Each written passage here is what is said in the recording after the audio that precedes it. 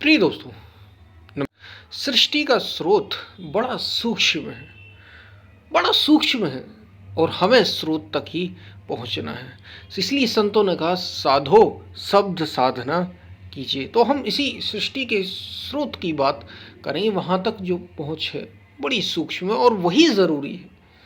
वहीं तक तो एक आध्यात्मिक व्यक्ति को पहुँचना है, वही पूर्णता है। तो इसी पर हम बात करेंगे। उससे पहले अगर आप चैनल पर नए हो तो सब्सक्राइब भी करें। वीडियो को पूरा सुनेंगे तो अधिक लाभ ले पाएंगे। पसंद आए वीडियो तो शेयर ज़रूर करें, शेयर करना ना भूलें। अब आप चैनल के मेंबर भी बन सकते हैं, यानी ज्वाइन कर सकते हैं। और गीता सीरीज़ की हमने शुरुआत की है, जिसमें अर्जुन को भगवान श्री कृष्ण ये बताते हैं कि अर्जुन, ये शरीर ना तो मरता है और ना मारा जाता है।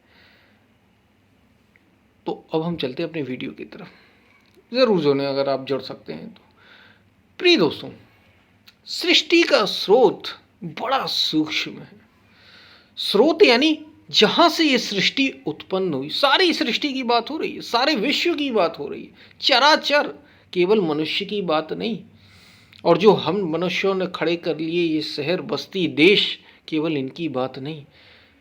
इसमें सभी पशु पक्षी जीव जंतु शामिल हैं। इसमें सभी पेड़ पौधे, पत्थर, पहाड़, नदी सब शामिल हैं। ये कहाँ से आया? ये सब कुछ कहाँ से आया? इसका स्रोत, सृष्टि का जो स्रोत है, ये बड़ा सूक्ष्म है, बड़ा सूक्ष्म है। सृष्टि का स्रोत बड़ा सूक्ष्म है, बड़ा गहरा है।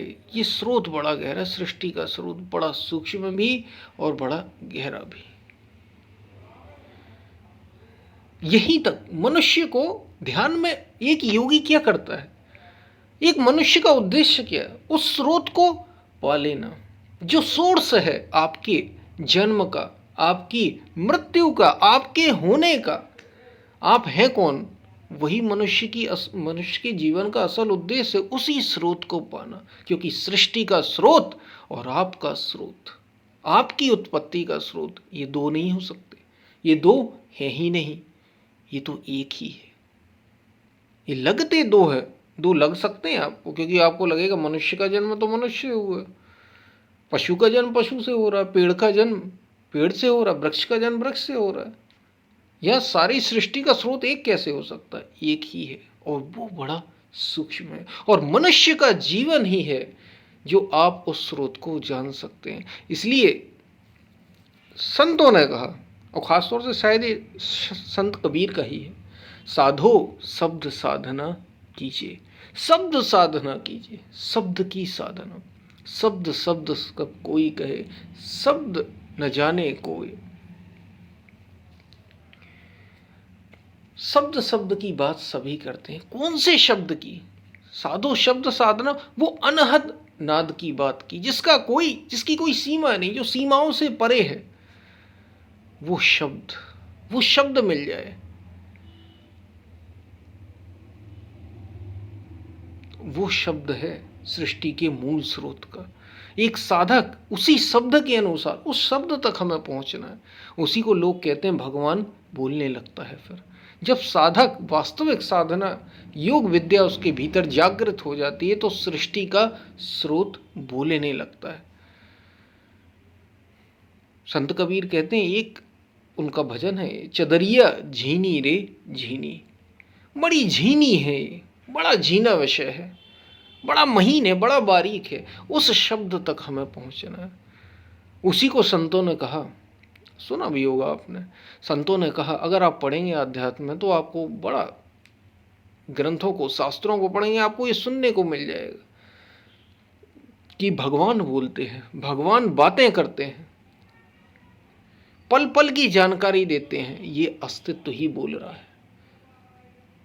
और ये कब बोलता है? जब आप ध्यान में डूबो, उसके प्रति समर्पित हो जाओ। सृष्टि का स्रोत बड़ा सूक्ष्म है। अगर आप बाहर के विषयों में बहुत उलझे रहे तो ये आपको समझ में नहीं आने वाला। ये उसके लिए है ही नहीं। वो तो अभी बाहर ही खुश है। संसार में जो खुश है वो संसार में खुश रहे, कोई दिक्कत नहीं। संसार का मतलब जो बाहर, अभी जिसकी बुद्धि अभी बाहर ही घूम रही है, बाहर की चीज़ों में ही लिप्त है, बहुत अधिक लिप्त है, उसे ये शब्द नहीं सुनाई देगा। उसके लिए ये शब्द है ही नहीं। ये शब्द तो है जो अपने मूल को जानना चाहता है, अपने मूल तक की यात्रा तय करना चाहता है। ये शब्द उसके लिए, वो उसी के लिए कहा गया साधो शब्द साधना कीजिए।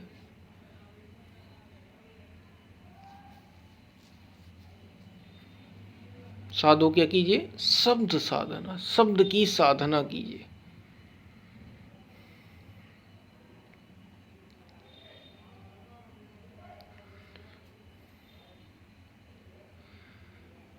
सृष्टि का स्रोत बड़ा, अस्तित्व बोलता है, बात करता है, पल पल की जानकारी देखता, क्या अच्छा होने वाला, क्या बुरा होने वाला, सब कुछ जानकारी देने लगता है।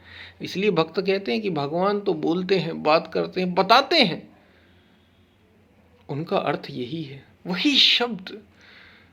कमी क्या है? क्यों हमसे क्यों नहीं बोलता? कमी क्या है? कमी है हमारे अंदर कि हम उतने जागरूक नहीं, हम उतने सजग नहीं उस शब्द के प्रति।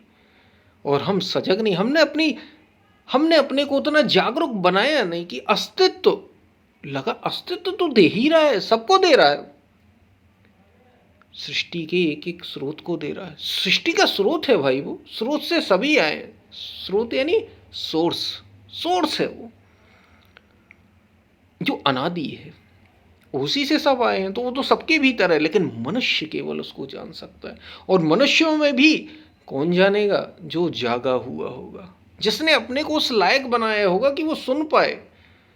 चदरिया झीनी रे झीनी, सुनता है गुरु ज्ञानी गगन में, आवाज हो रही झीनी झीनी। कौन सुनता है? गुरु ज्ञानी गगन में, जो जानकार है, जो सत्य का जानकार है, वो सुनता है। यानी ऐसे महापुरुष जो सत्य को जानते हैं, जो अस्तित्व को, जिनने अनुभव किया है सत्य का, वे गुरु ज्ञानी हैं और वे सब सुनते हैं। सृष्टि के स्रोत की नाद सुनते हैं।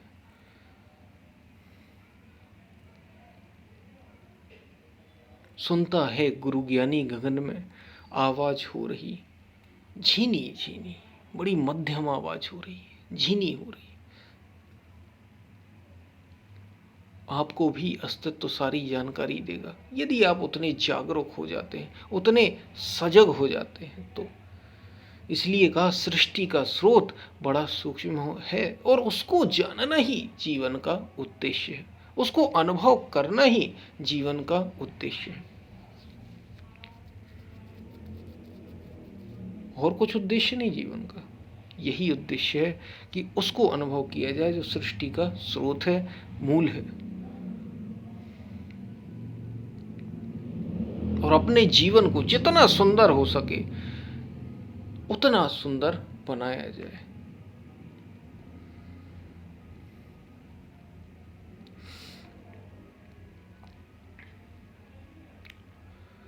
तो ये बात आपको शायद समझ में आई हो। स्रोत तक पहुंचो, यही जीवन का उद्देश्य है। हम क्या, मनुष्य जीवन किस लिए आया? मूलता को पाने के लिए। और उसके लिए साधो शब्द साधना, शब्द की साधना। शब्द शब्द सब कोई गए, वो तो शब्द अभेद। ये शब्द मिलता है किसी ज्ञानी गुरु से, किसी सत्य के जानकार से, अपने भीतर उतनी जागरूकता पैदा कर लेने से।